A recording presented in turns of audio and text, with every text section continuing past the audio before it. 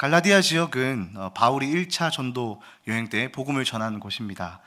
그때 바울에게 복음을 들었던 그리고 함께 교제했던 동역자들에게, 그러니까 갈라디아 교인들에게 쓰는 편지입니다. 복음이 있는 곳에는 당연히 복음을 가진 사람이 있습니다. 커피를 그라인더로 갈면요, 커피 향이 가득합니다. 그래서 사무실에서 이렇게 커피를 갈면 하나 둘씩 이렇게 커피 냄새를 맡고 이렇게 오십니다. 향이 너무 좋다 이렇게 하죠. 그와 같이 복음이 흥왕하는 곳에는 복음의 불길이 타오릅니다. 더 나아가 말씀과 찬양이 선포되는 곳에는 주의 은혜가 가득합니다. 그런데 우리가 잘 아는 바 이 은혜라는 것을 유지하는 것이 참 힘듭니다. 복음의 열정이 100도씨가 끓어도 시간이 지나면 금세 식어져 버리죠. 제가 섬기는 중등부 아이들 수련회를 겨울이나 여름에 이제 특히 2박 3일 하는데 이제 목금토 합니다. 그러면 애들이 점점 하루하루씩 빌드업이 됩니다. 그러면서 가만히 있었던 아이들이 조금씩 반응하게 되고, 이제 마지막 날이 돼서야 아이들이 이제 다 모든 걸 내려놓고 막 같이 기뻐하고 춤추고 막 부르짖기도 하고, 어떤 애는 이렇게 우는 역사까지 나타납니다. 그런데 이제 주일이 그 다음 날이 되면 다른 애들로 이제 변해서 다시 조용하게 예배를 드리는 건지 자는 건지 모를 정도 다 식어버리는 거죠. 익숙함에 젖어들게 되고 매너리즘에 빠지게 되고 열정이 사라지고 복음의 명료함이 희미해집니다. 이 은혜를 유지한다는 것이 참 힘듭니다. 갈라디아 교회도 마찬가지입니다. 그래도 바울이 갈라디아 지역에 머물렀을 때는 그래도 괜찮았어요. 교회의 리더가 딱 자리를 잡고 있으니까 예배도 뜨겁고 믿음이 막 자라나는 것 같습니다. 그러나 이 바울이 이제 떠나고 난 뒤가 문제죠. 바울이 떠나고 난 뒤 갈라디아 교인들, 그 지역과 교회는 식어져 버렸습니다. 한 명의 리더가 이 바울이 자리를 비운 사이 그 공동체는 이제 흔들리게 된 거죠. 이들을 흔들리게 한 정체는 바로 오늘 갈라디아에서만 나오는 좀 특이한 말인데 다른 복음입니다. 바울은 오늘 갈라디아서 1장 서론을 짤막하게 마무리한 뒤에 바로 이 다른 복음에 대하여 반복합니다. 그러면서 강하게 이 다른 복음에 대해서 경고하는 것을 우리는 볼 수 있습니다. 그렇다면 이 다른 복음은 도대체 무엇일까요? 사실 이 다른 복음이라는 말은 사실 있을 수가 없습니다. 복음이면 그냥 복음이지 그 앞에 다른이라는 말을 갖다 붙이게 되면 그것은 이단밖에 더 되겠습니까? 신약에는 여러 복음서들이 있지요. 저자가 다 다릅니다. 그러나 복음서가 말하고 있는 것은 결국 예수님에 대한 얘기입니다. 마가, 마태, 누가, 요한은 자기 이름을 가지고 요한복음, 누가복음, 마가복음, 마태복음이 있지만 자기 얘기를 하는 게 아니라 자기가 썼지만 그 결국은 다 똑같습니다. 예수 그리스도에 대해서 이야기하고 있는 것이죠. 자기 얘기한 것이 아니라 예수님 얘기하는 거예요. 그런데 안타깝게도 오늘날 우리는 각자 이 자기만의 복음서를 써나가고 있는 것 같아요. 예수님의 복음이 아닌 내 이야기하는 거 좀 더 좋아하고, 예수님 드러내기보다는 내가 조금 드러나는 거, 그리고 내가 인정받는 거 좋아합니다. 그것이야말로 다른 복음이 아닐까요? 오늘 말씀을 통해 설교 제목처럼 다른 복음이 아닌 은혜의 복음을 우리가 함께 누리기를 원합니다. 지금 이 편지의 수신자들은 앞서 말했듯이 갈라디아 교인들인데 예수님을 모르는 자들이 아니고 예수님을 잘 알고 잘 믿는 자들입니다. 그런데 문제는 뭐냐? 예수님을 믿는 사람이면 예수님을 따라가야 합니다. 그런데 예수님을 따라가는 것이 아니라 예수님을 떠나버렸습니다. 이게 문제죠. 그래서 바울이 이 문제 그냥 지나칠 수 없어서 급히 쓰고 있는 것입니다. 빨리 인사 마무리하고 다른 복음 이거 지금 정말 짚고 넘어가야 된다 하면서 강하게 지금 써나가고 있습니다. 바울에게 있어서 이 문제는 타협이 될 수 없습니다. 바울은 이들의 믿음이 더 떠나지 않도록 빨리 다시 돌아오게끔 잡아주려고 하는 것이죠. 6절을 보시면요, 이렇게 기록되어 있습니다. 그리스도의 은혜로 너희를 부르신 이를 이같이 속히 떠나 다른 복음을 따르는 것을 내가 이상하게 여기노라. 바울은 분명히 얘기합니다. 너희는 그리스도의 은혜로 부르심을 받았지 않느냐. 즉 은혜로 말미암아 너희 예수님 믿었고 구원을 얻었는데 속히 떠난다니 도무지 이해할 수가 없구나, 놀랍다, 정말 이상하구나 라고 말하고 있는 거예요. 성경에 보니까 그냥 떠난 것도 아니고 천천히 떠난 것도 아니고 뭐라고 기록되어 있습니까? 속히 떠나라고 기록되어져 있습니다. 참 안타깝구나 라고 바울이 이야기하고 있는 거죠. 특별히 여기서 속히 떠난다라는 말이 있는데요. 이 말은 시간적인 개념, 빨리 떠난다라는 말도 있지만 이 복음에 대한 변질을 의미하기도 합니다.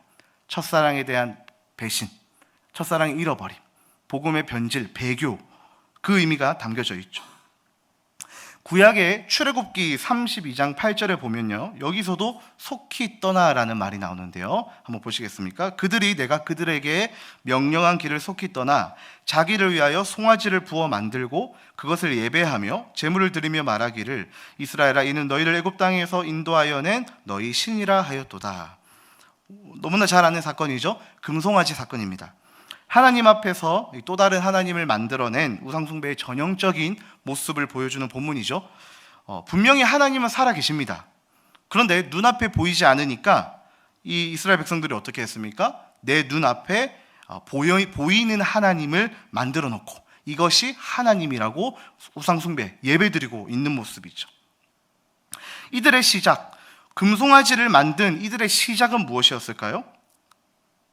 출애굽기 32장 8절에 보면 내가 그들에게 명령한 길을 속히 떠나라고 기록되어져 있습니다.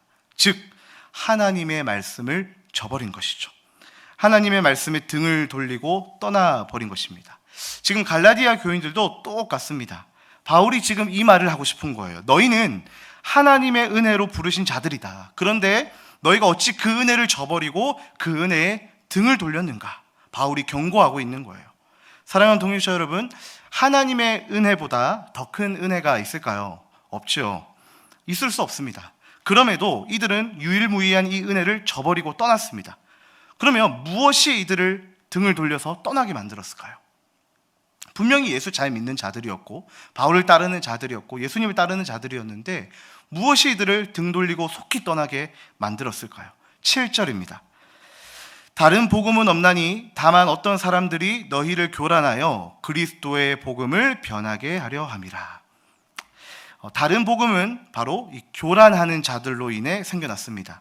여기 보면 다만 어떤 사람들이 너희를 교란시키고 있다라고 나와 있죠. 이 어떤 사람들은 공동체의 혼란을 야기시키고 복음의 본질을 막 희석시키는 자들이에요. 그러니까 혼란을 조장하는 자들입니다. 헷갈리게 만드는 거예요. 이들은 유대교를 따르는 자들인데 특별히 할례를 포함한 율법을 통해 구원에 이르게 된다는 율법주의자들을 가리키고 있습니다.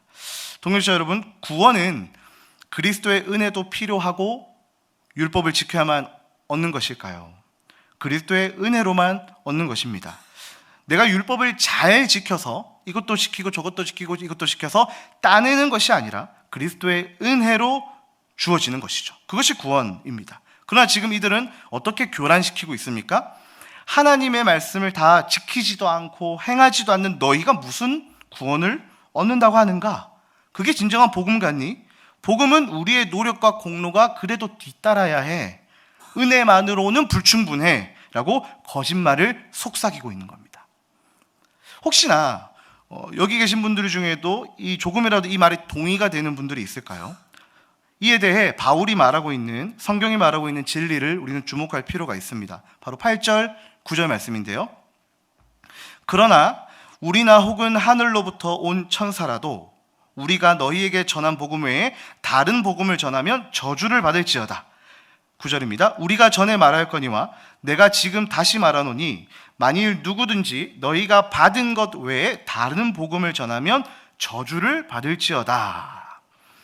교란시키는 자들에 맞서서 바울은 이렇게 변론하고 있습니다. 정말 강하게 얘기하고 있어요. 저주를 받을지어다. 저주를 받을지어다. 저주하고 있는 거예요. 내가 너희에게 전한 복음, 너희가 받은 그 복음 외에 거기에 단 1이라도, 눈꼽만큼이라도 더하거나 뺀 것은 복음이 아니다.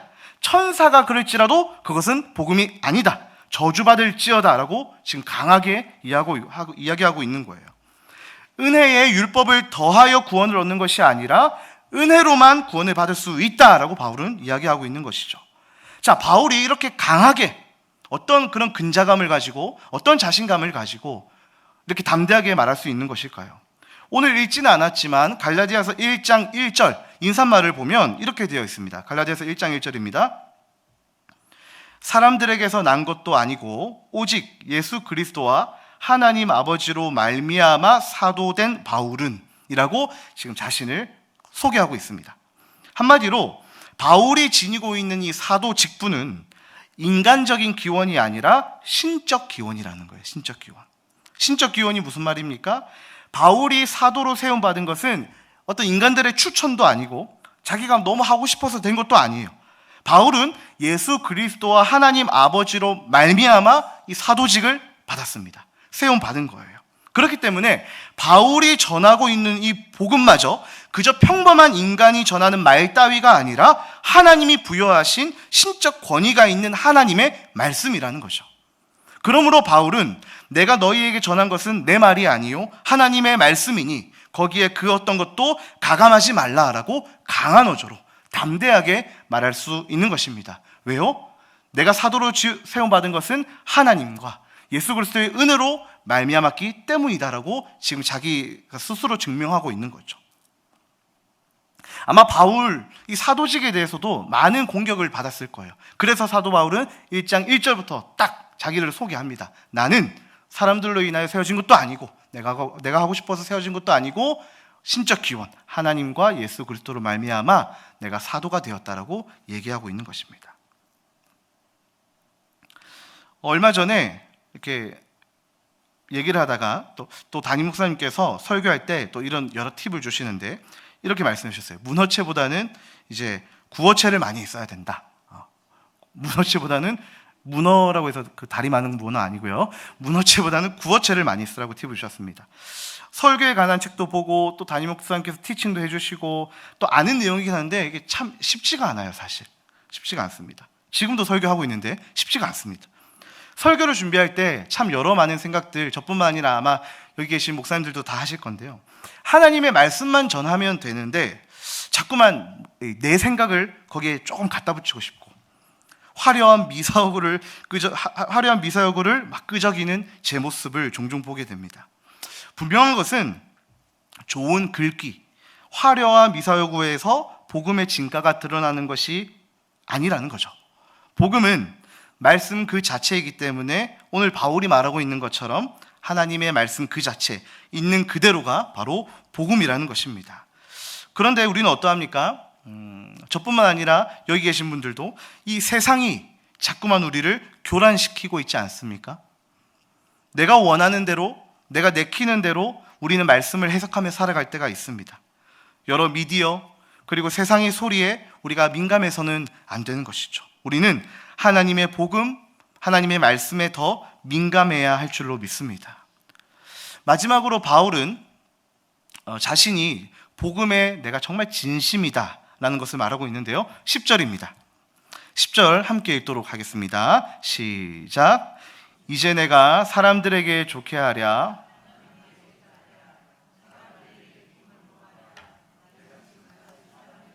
구하였다면 그리스도의 종이 아니니라. 아멘. 바울은 이 복음에 있어서는 아까도 말씀드렸지만 타협이 없었습니다. 바울이 쓴 서신서를 조금 읽어보신 분들이라면 이 바울의 스타일, 성향, 성격을 조금 느끼실 수 있을 것 같아요. 바울이 부드러운 사람 같습니까? 아니면 조금 와일드한 사람 같습니까? 전자입니까? 후자일 것 같습니까? 느끼셨을 때? 네? 네. 후자. 그쵸? 후자. 거의 저도 그렇거든요. 서신서를 조금만 읽어보면 신약이 많이 있는데 읽어보면 굉장히 좀 거칠고 사람들이랑 부딪히기도 하고 그렇게 합니다. 돌직구 같은 면이 있죠. 근데 바울의 편지를 더 많이 읽다 보면 또 꼭 그렇지만은 않습니다. 고린도전서 9장에는 바울이 이 사도의 권리를 이야기하는 내용이 나오는데요. 거기 보면 이런 말씀이 있습니다. 고린도전서 9장 19절인데요. 내가 모든 사람에게서 자유로우나 스스로 모든 사람에게 종이 된 것은 더 많은 사람을 얻고자 함이라. 그리고 23절이요. 내가 복음을 위하여 모든 것을 행함은 복음에 참여하고자 함이라. 바울은 이 복음에 있어서는 조금 더 양보가 없고 확실하게 선을 긋는 사람입니다. 그래서 너무 좀 와일드해서 사람들과 부딪히기도 해요. 그런데 바울은 때때로 자신이 누릴 수 있는 이 사도의 권리를 포기하기도 했습니다.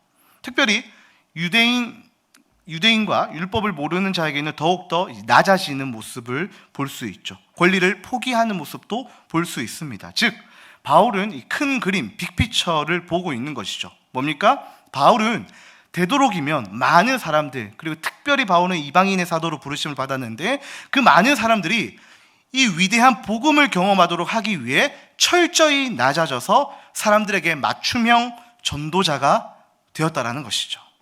어떻게 보면 바울이 사람들에게 좋게 보이고 사람들의 기쁨을 위하여 살아온 것 같지만 이 모든 일은 한 가지, 복음을 위한 일이었다라는 것입니다. 그래서 바울은 고린도전서 9장에서 앞서 말한 거예요. 내가 복음을 위해서라면 무슨 일이든지 간에 감당할 수 있습니다.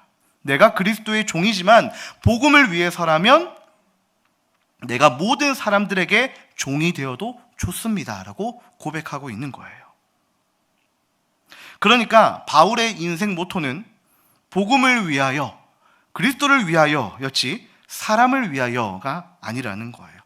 복음을 위하여 전심전력 표대를 향하여 달려가다 보니까 사람을 보게 되고, 그러니까 영혼들을 보게 되는 거죠. 그리고 그 영혼을 살리게 되는 것을 경험하게 되는 것입니다.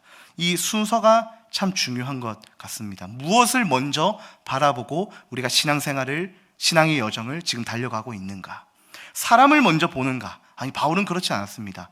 복음을 위해서, 오로지 그리스도를 위해서 달려가다 보니까 그리스도를 믿지 않는 자들, 특히 이방인들, 그리고 유대교자들 보이니까 그 사람들을 위해서 자신이 낮춰지고 자유로울 수 있으나 얽매여지고 그들을 위해서, 복음을 위해서, 사람들을 위해서 일하게 된 것이죠.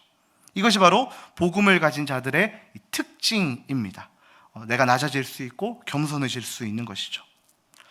그런데 앞서 말했듯이 이 다른 복음은요, 사실 남 얘기가 아닌 것 같아요. 교회 안에서도, 이 사회 안에서도, 이 공동체 안에서도 교란시키는 사람들이 있습니다. 말씀이 아닌 개인의 신념과 사상으로, 주관적인 해석으로 공동체를 움직이고 비판하는 사람들이 종종 있습니다. 설교를 쓰면서 그게 나일 수도 있겠구나라는 생각도 들었습니다. 우리는 연약하니까 아무리 선한 생각을 가져도 우리는 충분히 연약하니까, 죄인이니까 그럴 수 있을 것 같아요. 나만의 복음을 그려가는 것이죠.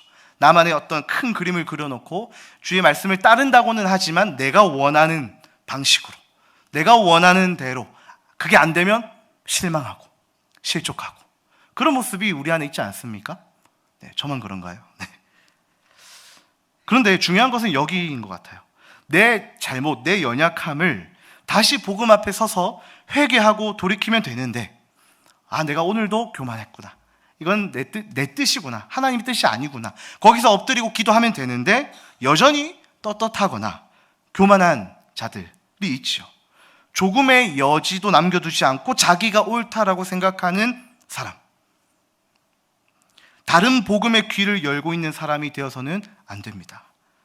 우리는 하늘로부터 온 천사라도 진짜 복음 외에는 아무것도 따라가서는 안 된다라는 거예요. 내가 존경하는 어떤 사람, 그 사람이 좋은 말을 하더라도 복음에 우리는 대봐야죠. 말씀의 기준에 그것을 대봐야 하는 것이죠. 아무리 좋은 말들, 좋은 조언들, 격려들이 있다 할지라도 과연 하나님 말씀에 합당한가? 정말 그러한가? 상고하고 우리는 고민하고 따져봐야 한다라는 것입니다. 그리고 그 자리에서 기도해야 하는 것이죠. 주님이 주신 우리 은혜의 복음, 이 선물을 우리는 날마다 굳게 붙들어야 할 줄로 믿습니다. 말씀을 정리하겠습니다. 목사고시를 치고, 제가 이제 목사고시를 치고 이제 면접을 봅니다. 그래서 이제 강도사 때인데요, 목사 될 사람들 이렇게 쭉, 아마 그때 저 때는 한 10명 정도 됐는데 10명이 이제 앉아 있고 앞에 이제 훨씬 선배 목사님들이 앞에 쫙 계시죠. 되게 나이가 지긋하신 분도 계시고, 이제 한창 이제 사역 중이신 분들도 계시고, 이렇게 앞에도 똑같이 한 10명 정도 앉아 계시더라고요. 그러면 긴장이 되겠습니까? 안 되겠습니까? 지금도 긴장되지만 더 긴장되죠. 이제 목사 이제 안수를 앞두고 면접을 보는데, 목사고시 치고, 그때 한 목사님이 저희에게, 이제 강도사들에게 이렇게 질문을 던지더라고요. 여러분, 복음이 무엇입니까? 이렇게 하더라고요. 그러면 이제 한 명씩 다 대답해야 되거든요. 딱 그 질문을 받는 순간 어떤 생각이 들었을까요? 아마 다 똑같았을 것 같아요. 너무나 익숙하고 어떻게 보면 당연하고 뻔한 질문 같은데 당연히 쉽게 답할 수 있을 것 같은데 그 순간 이거 뭐라고 대답해야 되지? 복음이 뭐지? 갑자기 물음표가 딱 찍히는 거예요. 그 흔한 복음, 우리가 맨날 복음 외치는데 말문이 턱 막히더라고요. 그때 그래서 막 이제 한 명씩 대답을 했어요. 아니야 뭐 듣고 싶은 대답이 있었나 봐요. 이것도 아니고 저것도 아니고 저도 했는데 아니래요. 결국 이제 뭐 그런 걸 답정너라고 하는데 답은 정해져 있고 너는 말하기만 해라는 건데요. 그래서 다 얘기했는데 아니래요. 그리고 이제 그 목사님이 막 이렇게 설명을 해주셨습니다. 어쨌든 그 시간에 저는 겸손히 제 자신을 좀 돌아보게 되었습니다.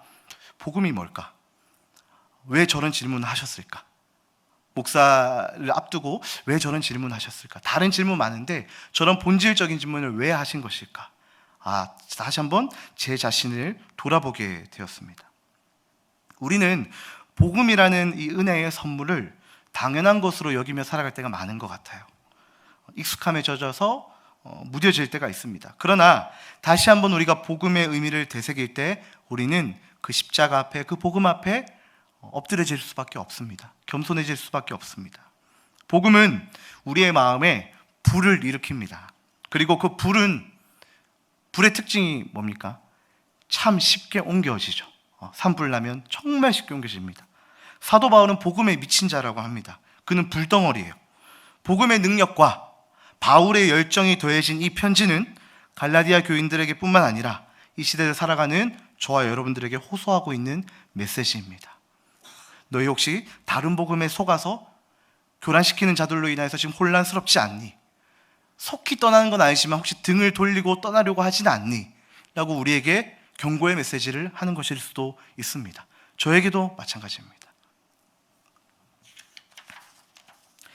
다른 복음이란 애초에 성립될 수 없는 말입니다. 복음이라는 이 두 글자만 우리는 기억하면 됩니다. 세상이 우리를 교란하여 속삭이고 미혹하고 있습니다. 다른 복음에 집중하기보다 우리가 은혜의 복음에 집중해야 할 시대입니다. 우리는 날마다 진리에 많이 노출되어야 합니다. 진리가 아닌 것을 자꾸만 접하다 보면 긴가민가해요. 이게 맞는지 아닌지 헷갈린다라는 거예요. 하나님이 우리에게 주신 말씀을 붙드는 것 외에는 다른 방도가 없습니다. 복음의 진가, 복음의 감격, 복음의 능력을 경험하고 싶다면 우리는 어떻게 해야 합니까? 다시금 하나님의 이 말씀 앞에, 하나님의 그 십자가 앞에, 하나님의 복음 앞에 머물러 서야 합니다. 우리가 함께 다시 복음 앞에 서기를 결단했으면 좋겠습니다. 그래서 다른 복음이 아닌 은혜의 복음을 날마다 경험하며 살아갈 수 있기를 주의 이름으로 축복합니다.